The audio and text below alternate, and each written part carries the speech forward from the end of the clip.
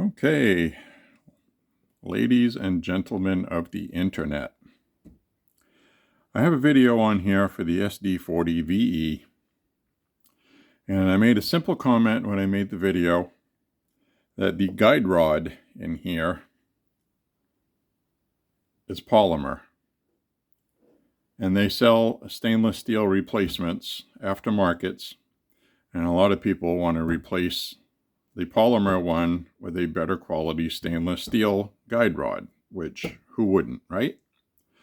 The problem is there are people that have had the lower part of the frame break on them because of two tabs inside the lower, and they seem to endlessly want to argue that the guide rod is attached to it, not attached to it, but it rests against the bottom of the barrel, because when you take the slide off, the guide rod snaps in behind the barrel, like we always see. So I have removed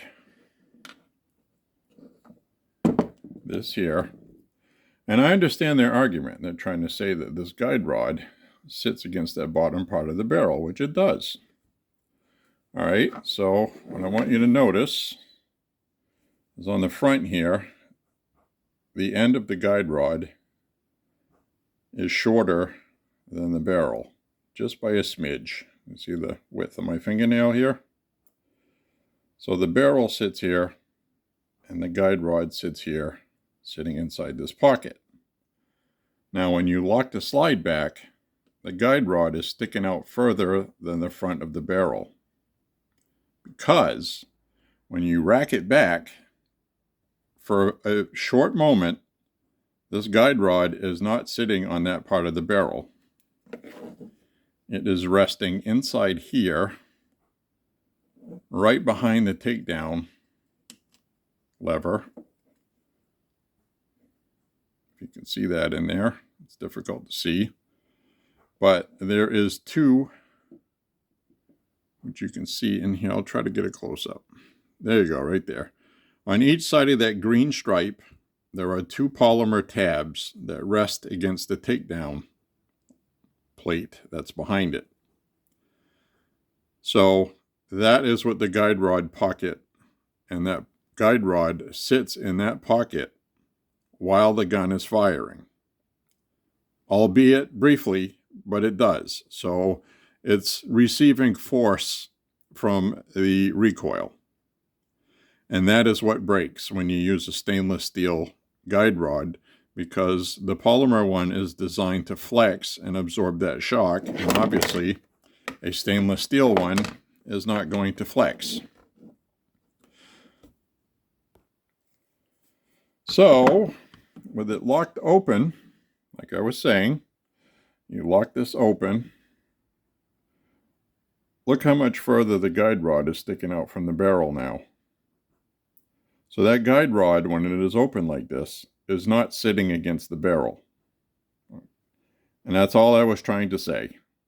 And if you use a stainless steel guide rod in this pistol, aftermarket, you're taking your chances.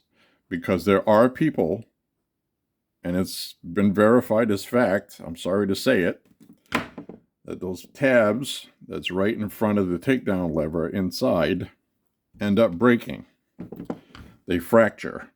And then you have what is called a catastrophic firearm failure, and you cannot replace this lower part because it has the serial number on it. It is illegal to replace that, so there's no aftermarket replacement for this lower. And that's all I was trying to tell you. So basically the polymer guide rod, I bought a spare one for this. I paid $5 for it on, what's that website? MGW Gunworks. So it's one of those things. If you want to go buy a stainless steel guide rod and take your chances, or spend $5 for a polymer guide rod that's going to last a while anyway, I mean, what is the best thing to do for you is up to you. I didn't want to do that. And I do know that this is absolutely a fact.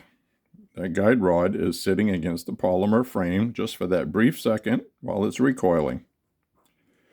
And that's all I wanted to say. So there's my video.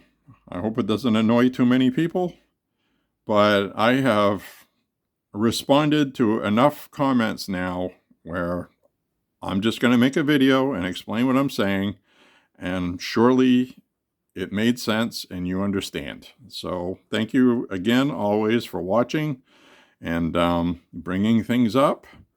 I figured this was going to die a quick death, but people just keep going on and on and on and on, and I type all this stuff out, and either they don't understand what I'm saying or I suck at typing, whatever it is. I figure I'd just make a video and explain it, and here it is. So thank you very much for watching, and I hope you enjoy the channel's content and you come back. Bye-bye. Thank you.